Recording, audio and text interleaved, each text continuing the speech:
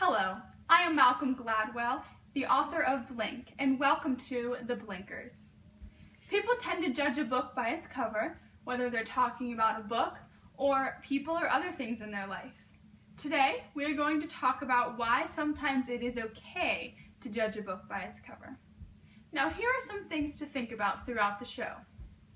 Have you ever made a judgment about someone that turned out to be wrong? What is problematic with judging people without thinking? Have you ever wondered if your relationship would last? Would you want to know? Keep those in your mind throughout the show and we will be answering them. Our first guest on the show tonight is Bob Gollum, a wonderful car salesman who sells on average 20 cars per month. Let's give a warm welcome to Bob. Now, welcome to The Blinkers. It's very nice to have you on the show tonight. My pleasure. Now, tell me about yourself. What do you do?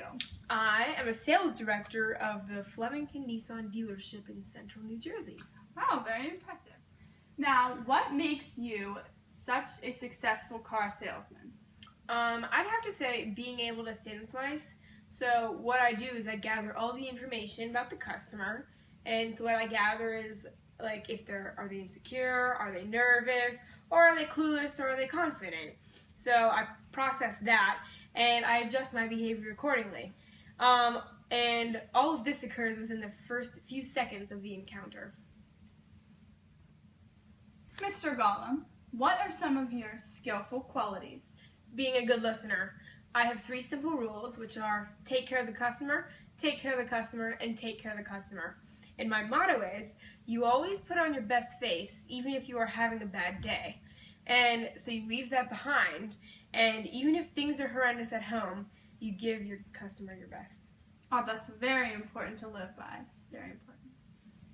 Now, do you have any more reasons for your success? Yes, actually. I may make a million snap judgments about a customer's needs and their state of mind, but what I try to do is never judge them based on appearance. What I like to say is prejudging is the kiss of death. Yes, and in the 21st century, everyone tends to judge people based on their appearance, and it's very ironic that you forget that and you just focus on the customer. Very important. So what differentiates you from other salespeople? So I got this epiphany that if I do not make snap judgments, it will make me more successful. So I just went with that. That's the key to success. You found it. I did. So Bob, I have one more question for you. Do you have any tips for other salespeople around the world? So in Blink, your book, you talked about the Warren Harding error. And so my tip would have to be fight the Warren Harding error and do not make judgments on people just because of their physical appearance.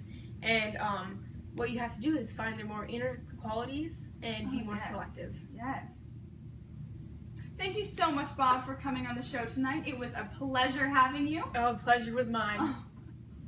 Our next guest on the show tonight is Yengar Fishman, an expert on speed dating. Welcome to the show, Mr. Fishman. Thank you for having me. Oh, it's my pleasure. Now, tell me about yourself. Well, you see, I have been studying speed dating for quite some time, and I'm very interested in it, and that's why I opened my own speed dating place. And it's just very cool to know that people can instantly know whether they like each other within the first few seconds of seeing each other.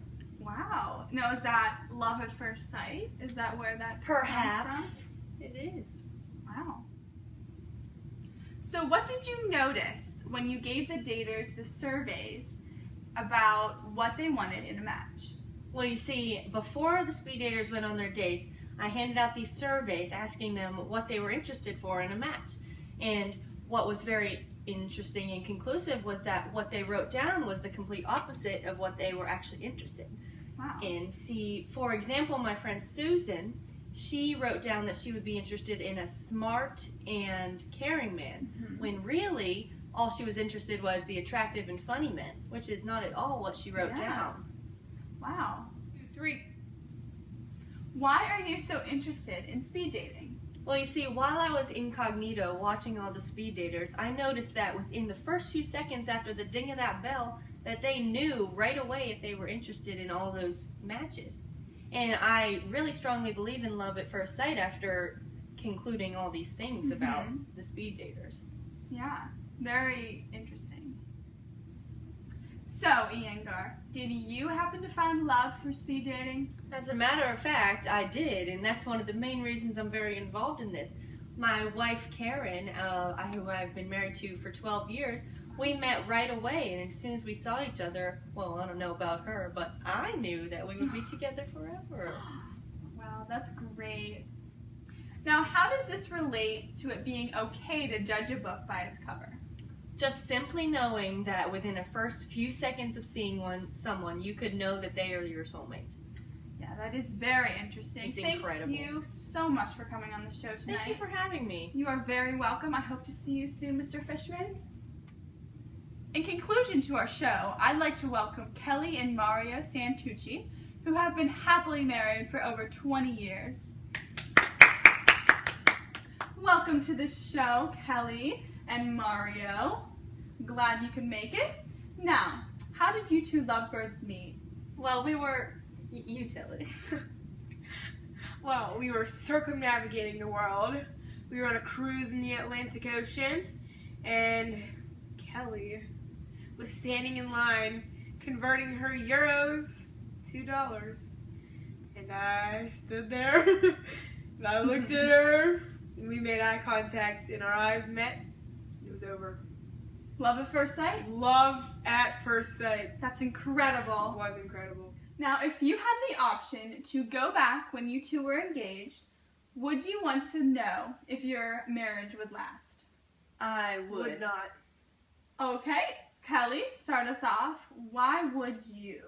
I think I would want to know because we already know, like, our love is eternal, and, I mean, if they were to just tell us, it would just be, like, an extra mark. So you already know. Wow. I mean, we Kelly. know. What about you, Mario? I would not want to know because it would impact all of our future decisions and it would take the fun out in living. It would ruin it a little. Both good points. Very valid points.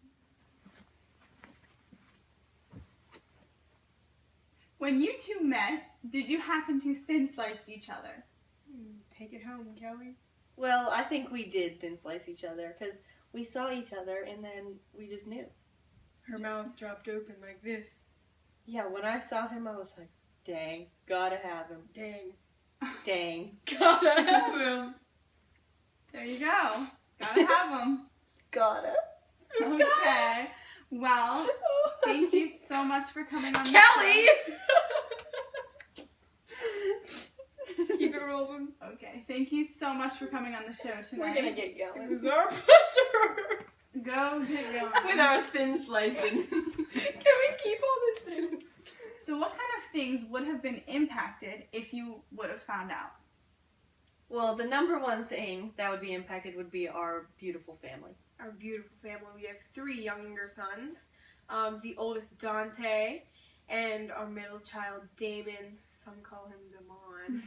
And then our youngest, Our angel, Derek. He's a doll. Oh, that's great. It is great.